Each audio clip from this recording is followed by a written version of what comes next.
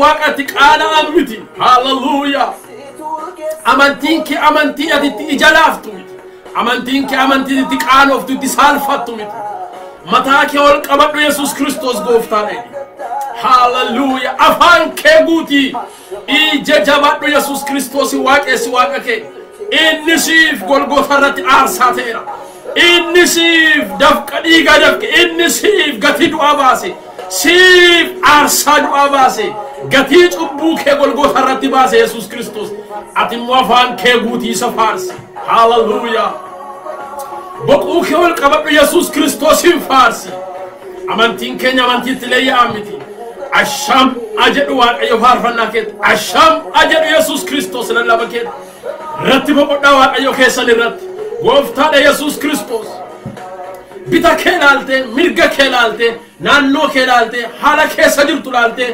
itleyayin sana ol Jesus Christos rakkina ken oli wanto tananno kenti ta'an kanan gararra Jesus Christos kumati kesa jirtu kanan oli Jesus Christos marfamati kesa jirtu kanan oli Jesus Christos isan oli hallelujah rakkina kerati guddina waqayo labsi miidhama kerati guddina waqayo labsi qorumsa kerati jirata ta'u Jesus Christos labsi enyumma waqayo keti labsi hallelujah asham ajadu garansa farfanna kenyat waqafanna kenyat lallaba kenyat asham ajadu garansa habaqotu garansa hallelujah farsine garansa boqochifna lallamne garansa boqochifna oh hallelujah asham ajadu garansa maqawa qayo barabaran kane bifamiya inni sifu eke Jesus Christos amanama baraf barota giddutti inni jolle safude ke Jesus Christos gofta sinyachi su baramtu kana kesat sidabarsa male in umu barri ke baramtu kana kesat sidabarsa male hallelujah Nagwala nampuraka akababi amdadaka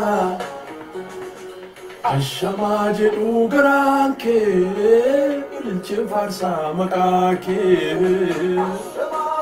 ashamaje ugofta garanke hallelujah ashamaje ugofta garanke haboqotu garanke harfanna kenya tilallaba kenya tijirenya kenya taboqotu garanke afra waqayo hallelujah ashamaje waqayo boqochisi Jesus Christos in farsi boqochisi ilchi boqochisi galate fadu boqochisi hallelujah inta afisaf waqefanna sabakana umun koje akkan inni nagalate fatu fi galata waqayo umamte farfachu daf umamte ulfina waqayo umamte asham ajadu waqayo garan safar fannake farfadu gammachisi waqayo waqesi gammachisi isin garbonni sa jale me tafa majira isin garbonni sa waqayo lelisa ol qaba waqayo kessan guddina waqayo kessani labsa isin garbonni sa farsa ulfina waqayo ke farsi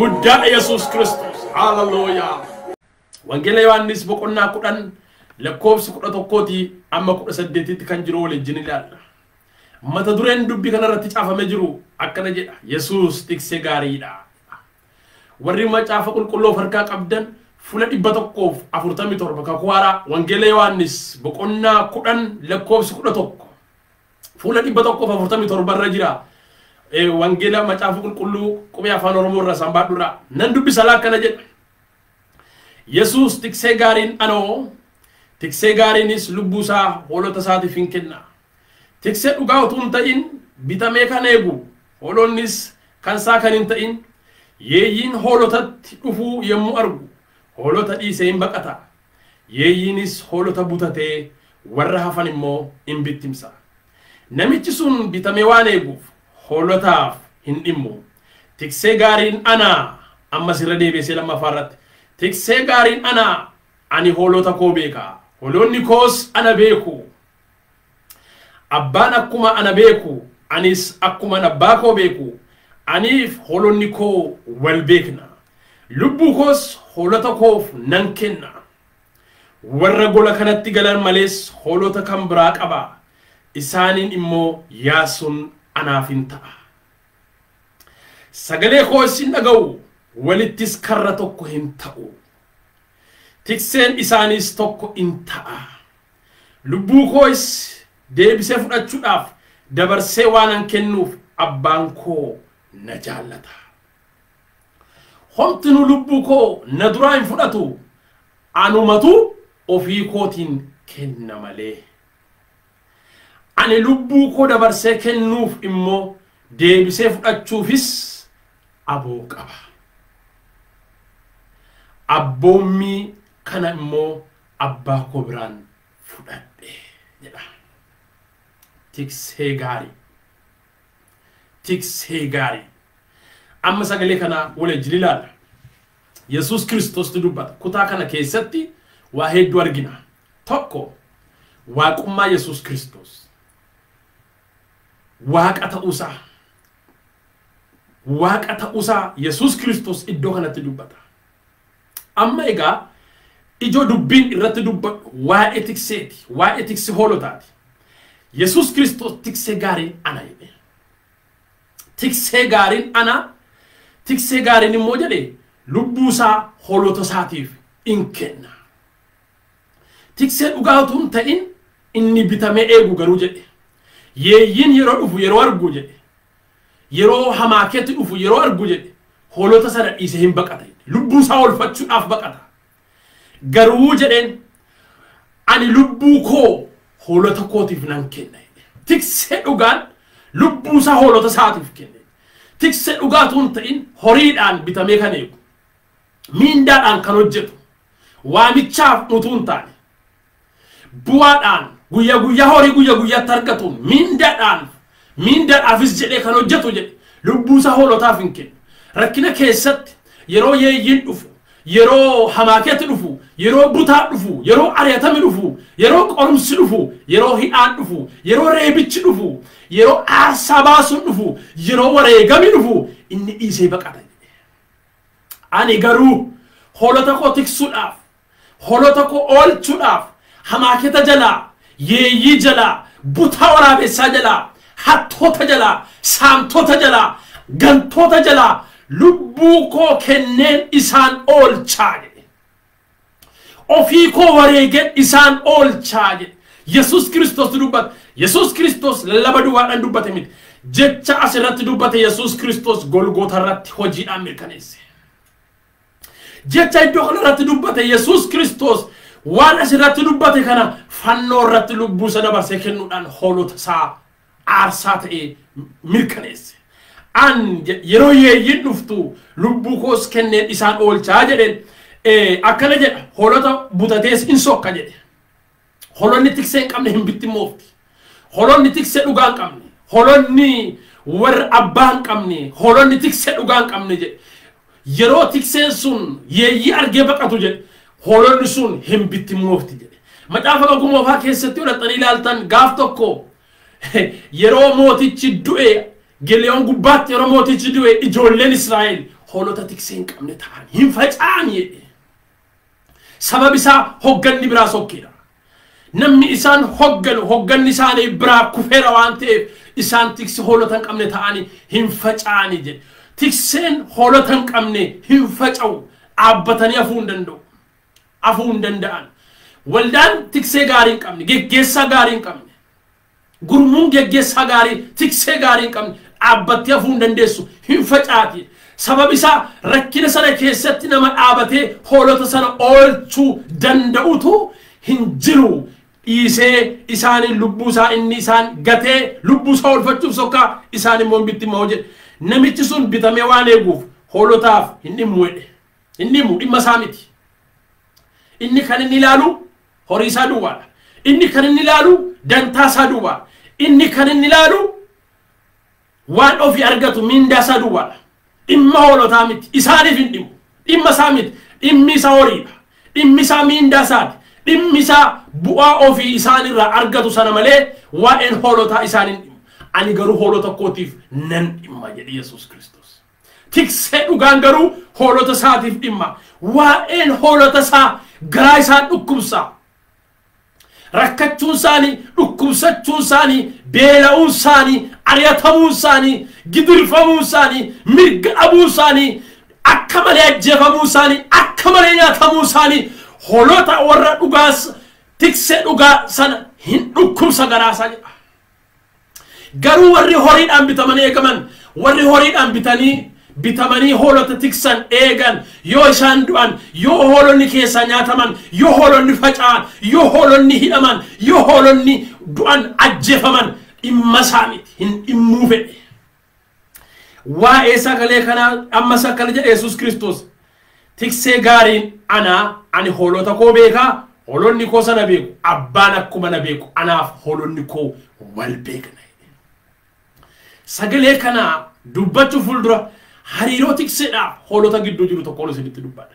biyya Israa'el keessatti tikseedhaaf holota gidduu hariiroon jiru akka kana jira tikseen holota dura bu'ee adeema alanga baatee qaccee baatee teellaa deemee isaan gara faan deemu isaan dura bu'eeti maqaa isaaniitiin isaan waamaa deema holonni tiksee isaanii teellaa hiriiraniiti tiksee isaanii of duratti ilaalaa karaan irra adeemu wanta inni godhu yoo inni dhaabate hin dhaabatu yoo inni marga dheedaa dheeyyameef inni dheedu yoo inni gara malkaa bishaanitti geesse gara burqituutti geesse achitti dhaqanii bishaan dhugu of duratti ilaalaa adeemu isaan dura adeema malee alangaa baatee duwwaan hin deemu suuqa taa'ee rakkinatti isaan hin oofu gola keessa taa'ee abiddatti isaan hin oofu hogganni dhugaan tiksee dhugaan lubi dhugaan paasteri dhugaan hojjetaa wangeelaa dhugaan hogganni dhugaan mataa dura bu'ee adeema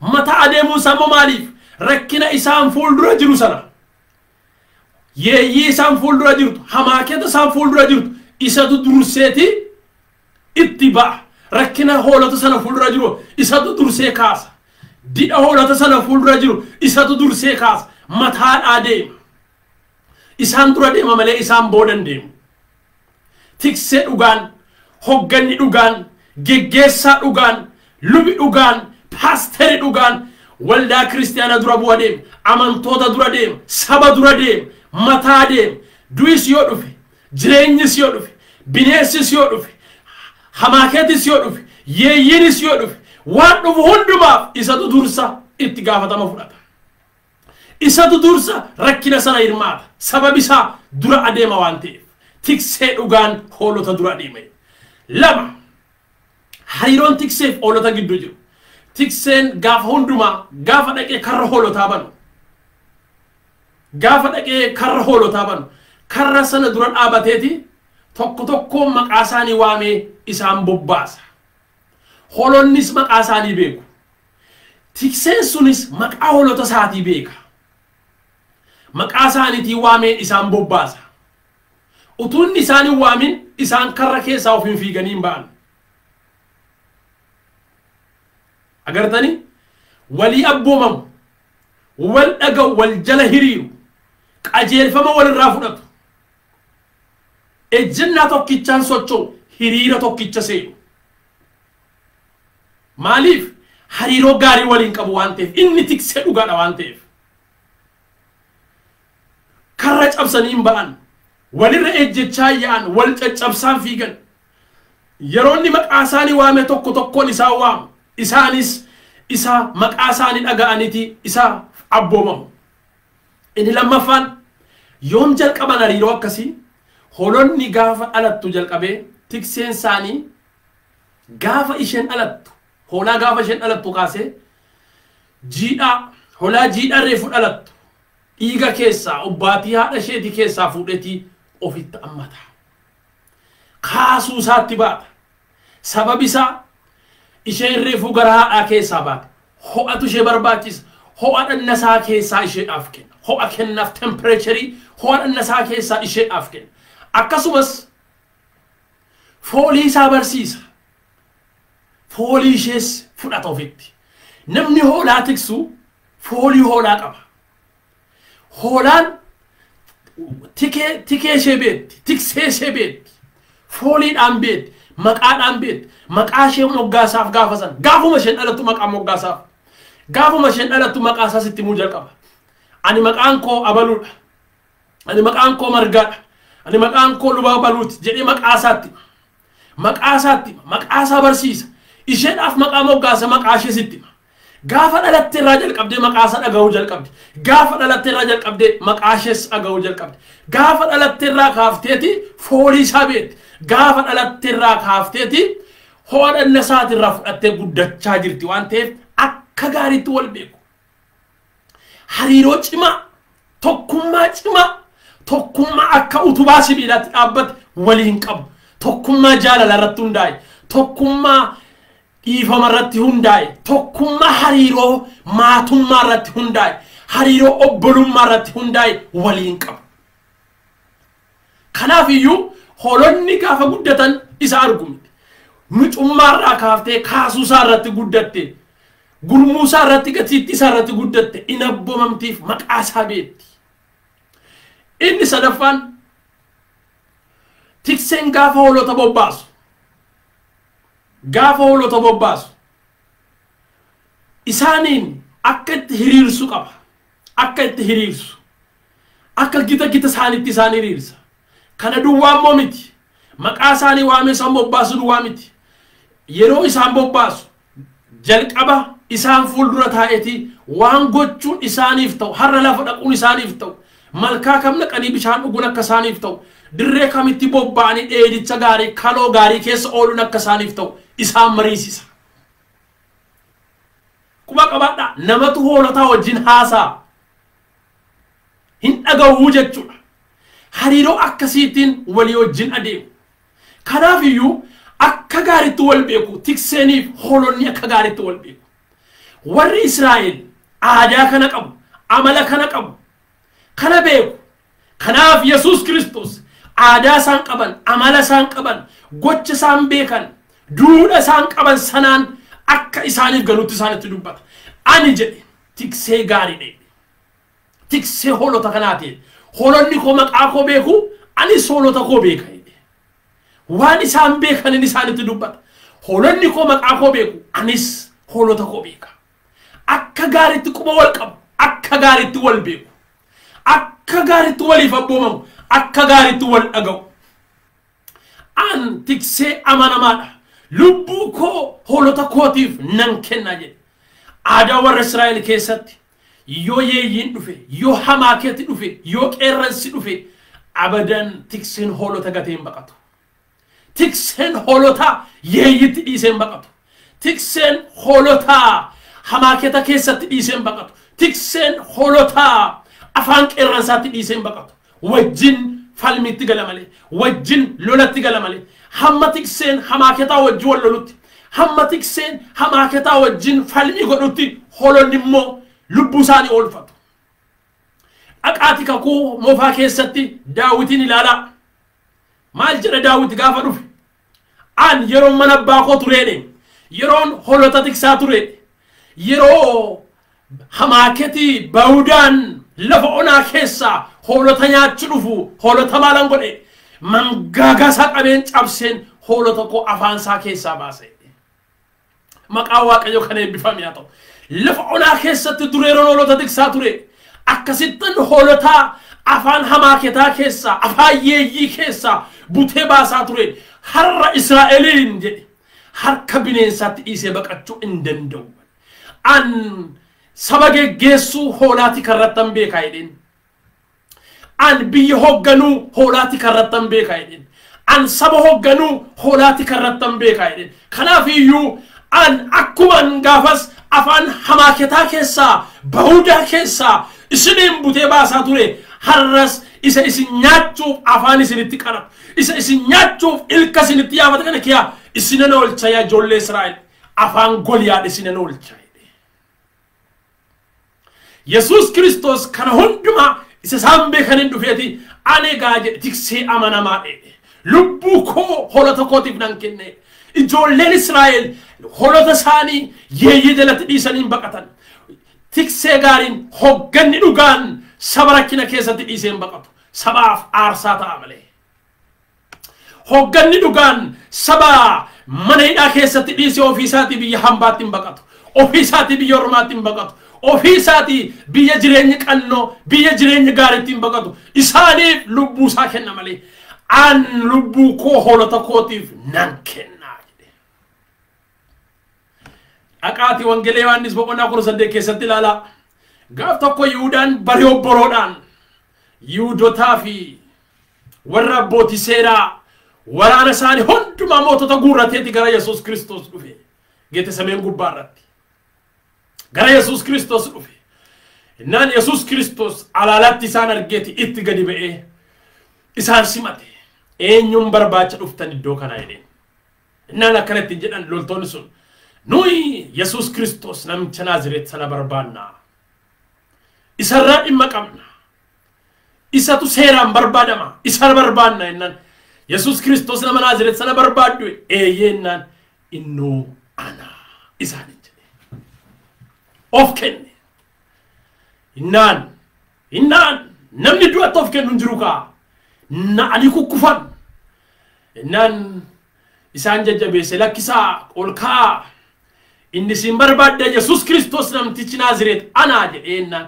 warra kanatti hin bu'inaa isaanitti hin bu'inaa inni sin barbaaddan anumaan fudhadhaa deema isaanin dhiisaa jedhe tiksee dhugaan lubbuu isaa hoolota isaatiif kenna hoolota isaa rakkina keessatti dhiiseen baqatu hoolota isaa afaan du'aatti dhiiseen baqatu hoolota isaa du'a keessatti dhiiseen baqatu Yesuus Kiristoos itti of kenna ana Yesuus Kiristoos inni sin barbaaddan hoolota koo kanatti hin bu'inaa isaanin dhiisaa jedhe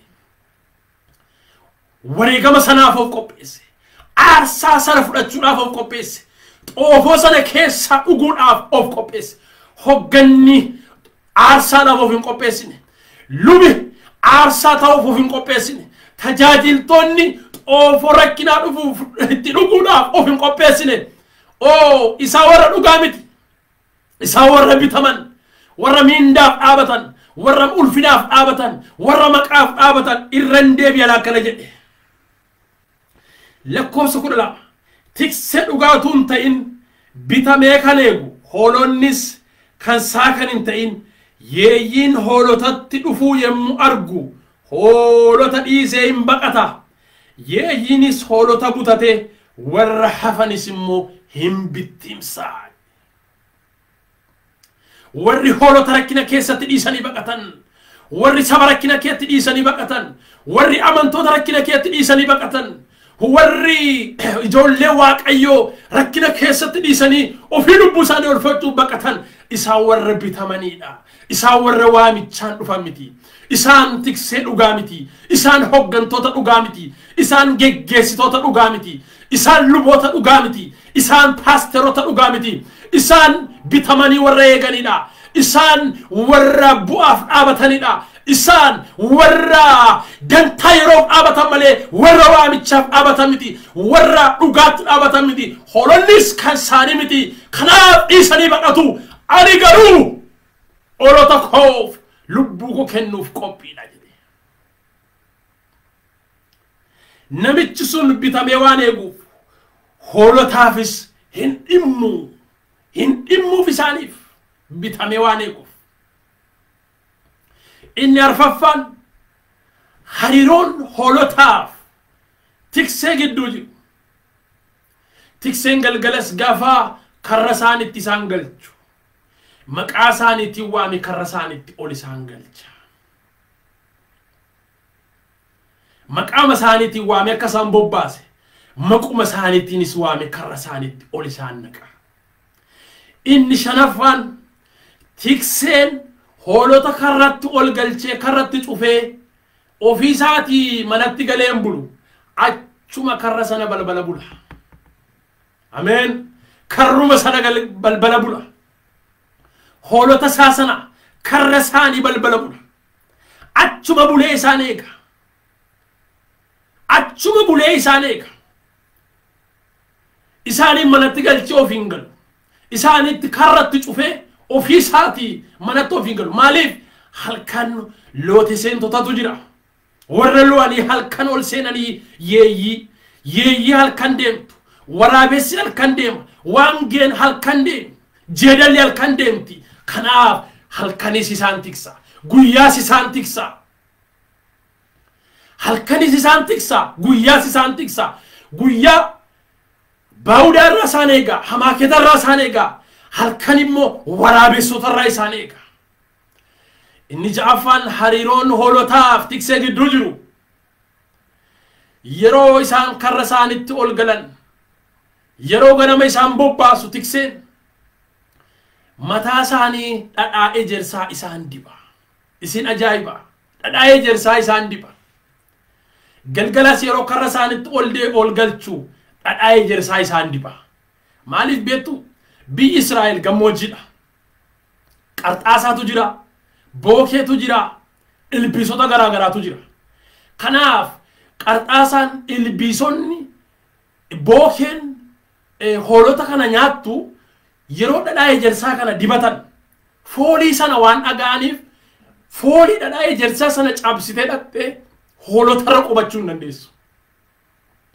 Fooliin dhadhaa ejersaa sun bookee, qarxaasaa, titiisa, qurruu, cirrii hoolota, dhiiga hoolotaa xuuttu, hoolota nyaattu sanarraa ari'a. Kanaaf dhadhaa ejersaa isaan diba. Maqaa Waaqayyoo kan eebbifame haa ta'u.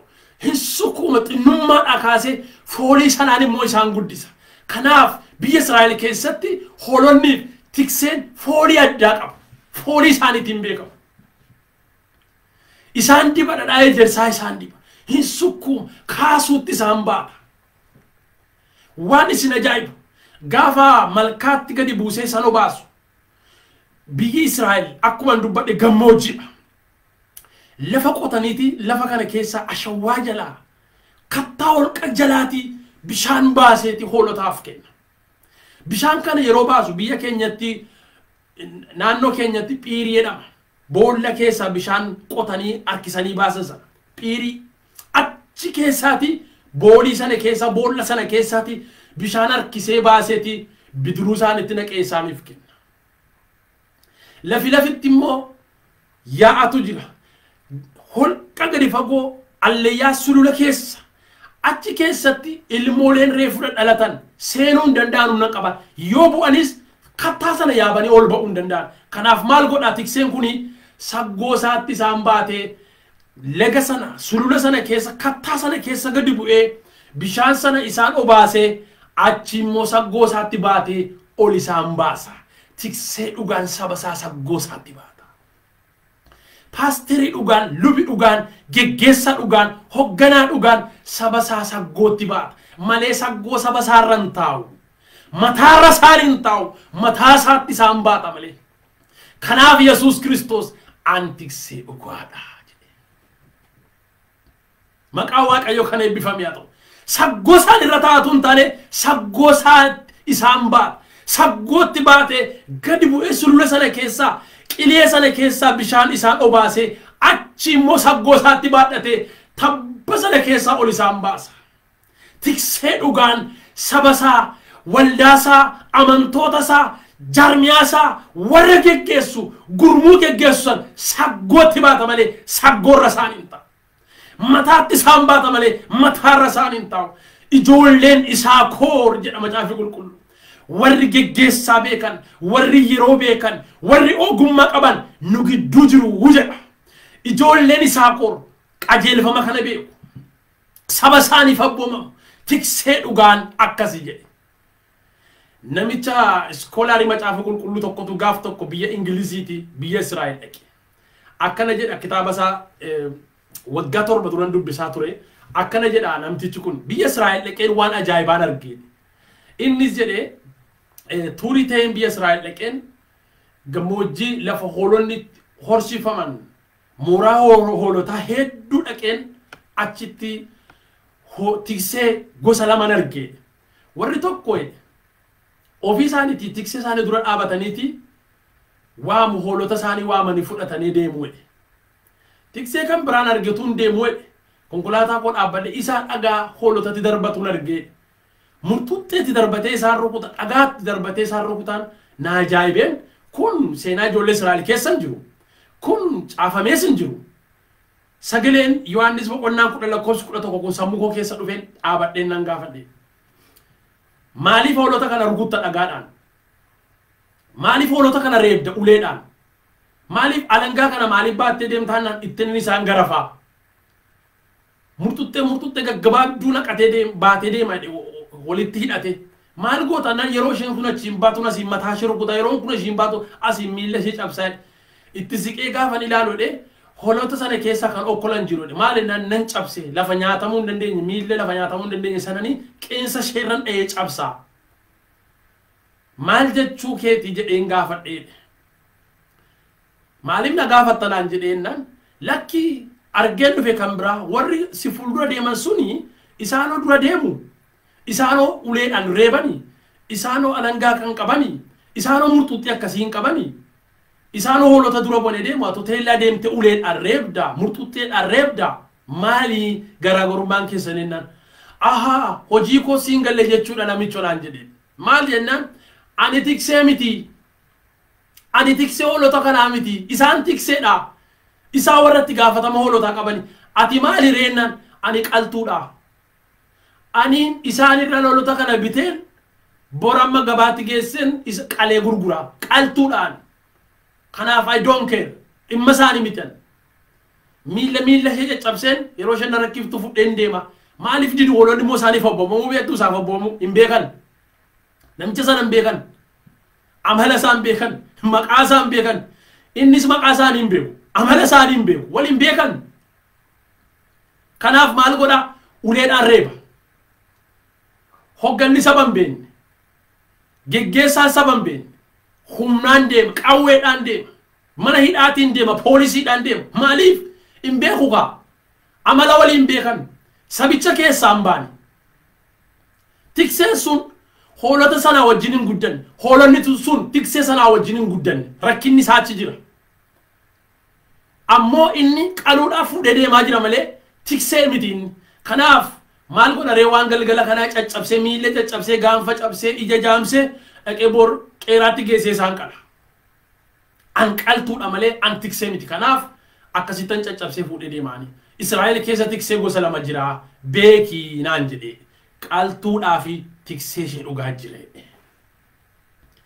harka warra akkasii isinaa oolchu waaqayyo harka warra nu qaluuf nu fuudhanii deemanii harka warra nu ganuuf nu fuudhanii deemanii harka warra du'atti nu kennuuf nu kadhimatanii nu fuudhanii deemanii nu oolchu waaqayyo of kalaa waldaa akkasii of kali sabni akkasii of kalaa waaqayyo nu of kalchu tiksee dhugaa jedhe gaa Yesuus Kiristoos an lubbuu koo hoolota kootiif nan kenna jedhe warra gola kanatti galan malees immoo jedhe hoolota kan biraas qaba isaaniinis yaasuun anaaf hin ta'a jedhe edda jedhe bood sagalee koos beeku sagalee koos hin dhaga'u isaan walittis karra tokko hin ta'u jedhe tiksee dhugaan kun jedhe sagalee koo beeku sagalee koos hin dhaga'u anis isaan nan dhagaa isaan walitti karra tokko hin ta'u tikseen isaanis tokko hin ta'a tokkummaa tokkummaa dhugaa tikseen isaanis tokko ta'a isaanis tokko ta'u jedhe warra karra kana keessa jiran malee karra kan biraas qaba isaaniinis yaasuun anaaf hin ta'a isaaniinis bobbaasuun anaaf hin ta'a isaan sanas nan yaasa isaan kanas nan yaasa walittis dhufanii karra guddaa tokko ta'u tiksee warra sanaas tiksee warra kanaas walittis dhufanii tikseen tokko hin ta'a jedhe tokkummaa sabni hoggana dhugaa qabu tokkummaa qaba sabni geggeessaa dhugaa qabu tokkummaa qaba geggeessitoonni saba beekan tokkummaa qabu hoggantoonni saba isaanii isa dhugaa wajjin jiraatan geggeessitoonni dhugaan tokkummaa sabaa eegu tokkummaa amantootaa eegu tokkummaa waldaa kiristiyaanaa eegu tokkummaa tajaajiltootaa eegu walittis karra tokko hin ta'u jedhe isaan walittis ejjennoo tokkicha hin fudhatu hiriira tokkicha seenu jedhe maal jedhe sagalee koo hin dhaga'u ani sagalee isaanii nan dhaga'a jedhe waliif abboomamu yeroo ganni qajeelfamatti kennu yeroo geggeessaa isaanii qajeelfamatti kennu yeroo lubni qajeelfamatti kennu yeroo paasterii isaanii qajeelfamatti kennu yeroo hojjetaa wangeelaa isaanii qajeelfamatti kennu in fudhatu yeroo amantoonni qajeelfamatti kennanis jarri sunis in fudhatu waa'ee ijoollee Yisaakor sira isinii kaaseen ture ijoolleen Yisaakor ijoollee Israa'el keessatti kan isaan ittiin beekaman nama dhaga'uudhaan dhaggeeffachuudhaan Solomoon maal jedha dhaga'uudhaaf dhiyaadhu dubbachuudhaaf immoo suuta jedhi dhaggeeffachuudhaan beekamu hin dhaga'u saba isaanii dhaga'u warri tiksee dhugaan geggeessitoonni dhugaan saba dhaggeeffatu hindi ati didaadha jedhanii uleerran bubuusan ati didaadha jedhanii mana hidhaatti du'aatti reebichatti adabatti hin kennan durne yaadadha lubi tokko yeroo hundumaa torbee aches ba'ee adaba labsa torbee anarra yubuuse nagaaf tokko ji'a lamaaf utuu nan gaafattee nan iyyamsiisin ergaa dubbattee ji'a lamaaf na adabe an akka isa gaafatan ergaa dubbatan hin beekun ture keessummaan dhaqee akka isa gaafatan ergaa dubbatan hin beeku si adabeera deetii xalaa waldaatti immoo waldaa kootti immoo barreesse torbee aches ba'eeti abaloo baluun irraa jalqabnee adabneerra abaloo baluun maaliif kana gochuu dide adabarra buufneerra abaloo baluun maatii fa'iin nama adaba gaaf tokko waa'ee namicha kanaan ijoollee naannoo sana faarfattoota naannoo sana mana barumsaa dhufan gaafadhe maa irra rakkinni isaa jennaan namtichi akka kottaa buna koo keessa naasoo qaafaa hidhaadhan takka gadi bee hojiin hojjetu ofiisaati amantoota kottaa kana naa godhaa qotiyoo naa ergisaa minaan akkasii naa fidaa maatii koo akka godhaa ijoollee koo akka naa godhaa kanuma himata yeroo hundumaa warra sana diduuti waame waldaatti adabarra bubuusaadhan kuni isa bitamee eegu bitamtu warri bitamanii eegan jedhe warri bitamanii eegan hoolotaaf hin dhimmanii isaan jedhe hoolotas bittimsanii hin baqatu ofiisaaniiti egaa jedhe tokkummaa dhugaa an lubbuu koo deebisee fudhachuuf waan an jiruuf lubbuu koo hoolota koofis dabarsinan kenna waaqummaa Yesuus Kiristoos ani waaqa jechuu isaati egaa tokkummaa dhugaa geggeessitoonni saba isaanii dhaga'u hoolonni tikseen isheen asirratti caafamtee jirtu afaan Giriikiitiin tiksee jedhanii hiikan warri macaafa qulqulluu hiikan hedduun tiksee jedhanii hiikan afaan Giriikiitiin tikseen kun luba sinta tikseen kun afaan Giriikiirraa paasterii sinta tikseen kun afaan Giriikiirraa hoggana sinta liidershipii waldaa kiristaanaa sinta hoggana sinta kanaafan sadansaa walitti qabee dubbadha hoggana sinta nama dura bu'ee adeemu nama geggeessu nama mataa namaaf ta'u nama qajeelchu nama tokko liidii godhu nama geggeessu jechuudha warri akkasii warri dhugaan akkasitti dhaabatanii saba isaanii dhaga'u jedhe sabis isaan dhaga'a isaan saba isaaniitiif hin abboomamu sabnis isaaniif hin abboomama tokkummaa dhugaa jedhe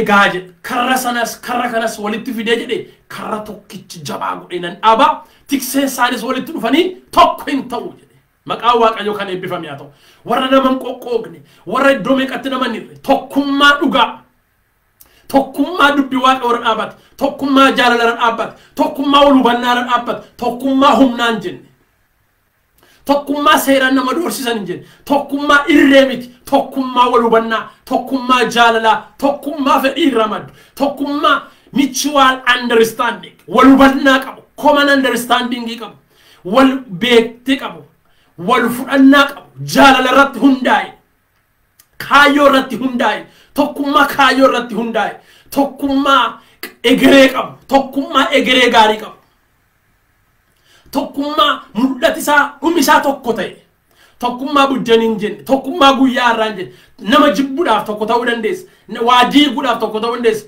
akkuma warra Baabiloon riqa sana ijaaruuf walitti dhufan gaafa sun ta'uu dide afaan isaanii wal ga'uun make waa ijaaruudhaaf waa diiguudhaaf waa balleessuudhaaf walitti hin dhufta garuu gaafa sana ajandaa sana gaafa fixu kaaftee tokkummaan keen diigama isa kana miti nan jedhu tokkummaa egeree qabu tokkummaa xumurrisaa gaarii tokkummaa galma qabu tokkummaa galmisaas tokkummaa qabu tokkummaa dhugaa walitti tikseen isaanis karrichis tokko hin ta'u jedhe Yesuus Kiristoos egaa waaqayyo har'a sagalee kanaan waa'ee geggeessitoota waa'ee geggeessummaa isa kana nutti dubbata warra saba isaaniif dhaabatan an hoolota kootiif lubbuu koo nan kenna an hoolota kootiif dura buutuu ta'ee nan geggeessaa jedhe. Mee dhaqaa Yesuus Kiristoosin ilaalaa gaafa inni harka warra Yihuudootaatti kenname guyyaa tokkoofillee namatti quban qabuun guyyaa tokkoofillee abaluudhaan jenneen guyyaa tokkoofillee sababa abaluutiif jedheen beeku hunduma isaa ofitti fudhata. Du'a sanas ofitti fudhata aarsaa sanas ofitti fudhata wareegama sanas ofitti fudhata badii sanas ofitti fudhata kan saammoo miti fannoorra taa'e inni sumaa fandu'aaran jedhe fannoorra taa'e sababa keetii fandu'aaran jenne Yohaannisi akkana jedhe ilaa Yohaannis haadha kee ilaalii jedhe Yesuus Kiristoos fannoorra taa'e akka Yohaannisiif Maariyaam wal ilaalan godhe akka isaan tokkummaa qabaatan akka isaan achitti frustrationii keessan galle akka isaan walammeessuu keessan galle akka isaan achitti quba walitti qabuu keessan galle akka isaan tokkummaa qabaatan fannoorra taa'e Yesuus Kiristoos tokkummaa amantootaa eege fannoorra taa'e Yesuus Kiristoos tokkummaa obbolootaa eege du'aaf jireenya gidduu taa'e Yesuus Kiristoos tokkummaa waldaa kiristaanaa eege. warri bu'aadhaaf waldaa kiristaanaa diigan warri bu'aadhaaf saba qiricatan warri bu'aadhaaf kwaarii diigan warri bu'aa ofiidhaaf saba harcaasan isaan sobdoota bitamanii eegu dhimmi isaanii dhimma horii isaaniiti malee dhimma sabaa miti dhimma waldaa miti dhimma tokkummaa miti dhimma amantootaa miti dhimma waldaa kiristaanaa miti dhimma mootummaa waaqayyoo miti dhimmi isaanii dhimma bu'aa isaaniiti isaan hoolotaaf hin dhimmanii jedhe Yesuus afaan Yesuus dubbate isaan hoolotaaf hin dhimmanii jedhe waaqayyo gooftaan har'a sagalee kana nutti dubbata yaa warra waldaa geggeessitanii yaa warra nama qircitanii yaa warra bu'aadhaaf jettanii ajandaa dhokataa tokko xumurachuudhaaf jettanii yaa warra nama hirattanii yaa warra gurmuu dhokataa seelii dhokataa qabdanii waaqayyo irra isinitti dubbata qalbii diradhaa tokkummaatti deebi'a. Tajaajili tokkummaan qaba mul'ati tokkummaatti naman afuurri tokkummaatti naman sun qoratamuu qaba sun ilaalamuu qaba.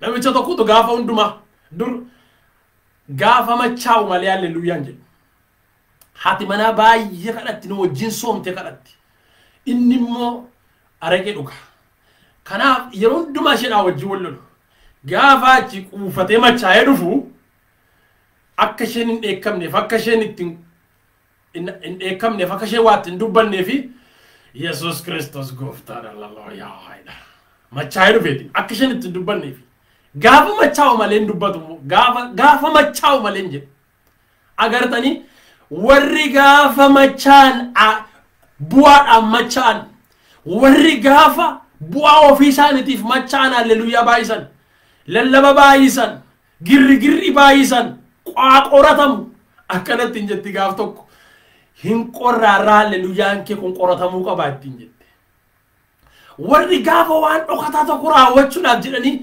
wuji baayisanii ha qorataman weroo kannuun barbaan maaliif waa rukutuu barbaadu isaan tiksee dhugaa kan hin ta'in jedhe Yesuus Kristos hoolotaaf hin dhimmu hoolotas jireenyatti hin galchu jedhe har'a waaqayyo gooftaan amantii dhugaa tiksee dhugaa hogganummaa dhugaa akkati qabaattu si barbaada fafakkeessuu keessaa ba'a adda ba'a of ta'e jiraadhu egaa ijoo tiksoonni Israa'el hoolota isaanii saggootti baatanii tulluu baasu tiksoonni Israa'el hoolota isaanii saggootti baatanii allayyaa gadi bu'anii bishaan obaasanii saggootti baatanii ol ba'u baadhu saba kee saggoo keetti baadhu waldaa kee saggoo keetti baadhu maatii kee saggoo keetti baadhu amantoota kee saggoo keetti baadhu tajaajila waan taateef saggona marataa hun qabdu faarfataa waan taateef saggona marataa hun qabdu saggootti isaan baadhu Yesuus Kristos akka nuyi gatii baafne tajaajilu barbaada malee akkamii gatii fudhannu miti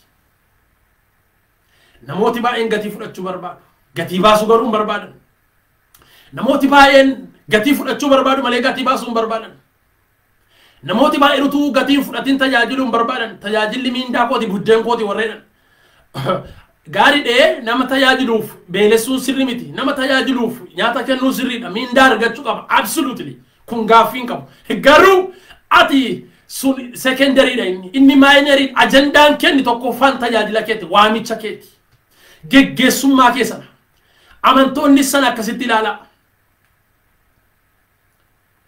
nuyi waldaa kiristiyaanaa irraa gatii fudhachuudhaaf waamamne miti waldaa kiristiyaanaa tajaajiluudhaaf waamamne amantoota tajaajiluudhaaf waamamne malee amantoota irraa gatii fudhachuudhaaf waamamne miti karaa Waaqayyoo dubbate kana sii godhe utu dubbatachuu ta'e waan baay'ee dubbatan nayre nu warri waggaa 20 kana fuula Waaqayyootti gatii baasa turre beelaan miilaan gammoojjii keessa santima tokkotu fudhatin miilaan sa'aatii 15 sa'aatii 17 sa'aatii 10 deemne warri lallabaa turre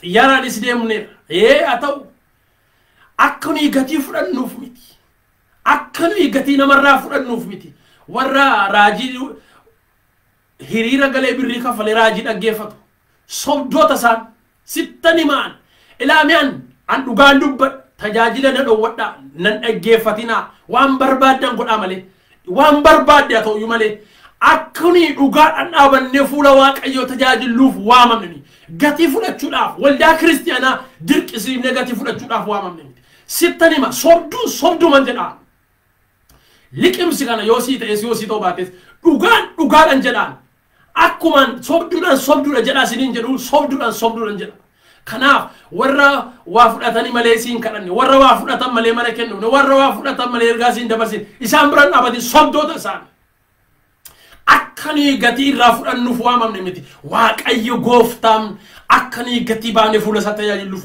gatiin toloota Waaqayyo biraa beeki maal gatii koo baaftee dandeessi waldaan kiristiyaanaa meeqaan baaftee dandeessi gatiin koo gatii doolaarii oliiti gatiin koo gatii yiroo oliiti gatiin koo gatii paawundii oliiti birrii ishee kamtu gatii koo baasa gatiin koo gatii tolootaati gatiin tolootaa doolaarii olii gatiin qajeelotaa gatiin tajaajiltootaa gatiin geggeessitootaa yiroodhaa olii paawundii oli doolaarii oli gatii isa kamiin baaftee dandeessi kanaaf gatiin kee Waaqayyo bira jira ija kee galgala kee irra kaa'adhu iseen kun ittiin jiraachuudhaaf bultoo keeti malee iseen kun gatii kee miti miindaa guutuu akka argattaniif maal godhaa hojii Waaqayyoo caalchisaa hojjedha gatiin kee Waaqayyo bira otoo akkas ta'e waldaan kiristiyaanaa waan waggaa 20 kana fuula Waaqayyootti gatii baafne meeqaan baaftee dandeessire nu kaasaa isaan dandeessu inshuraansii isaa hojii nus hin fudhannu sana gatiin keenya Waaqayyo gooftaa keenya bira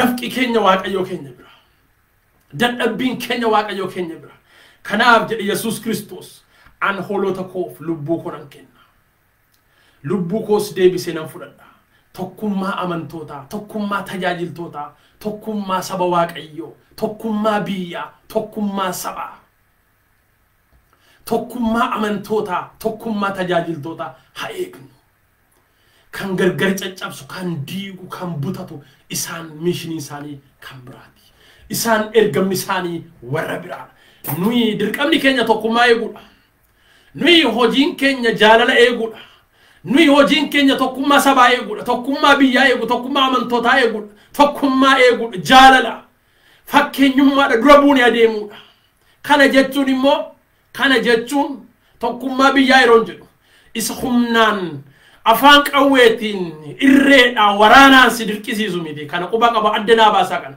tokkummaa sabaa eeguudha hojiin keenya jaalala eeguudha tokkummaa jaalala irratti fedhii irratti walubannaa irratti wal fedhiidhaan jaalalaan itti walii galamu sana eeguudha kanaaf Waaqayyo gooftaan sagalee kana nuuf eebbisu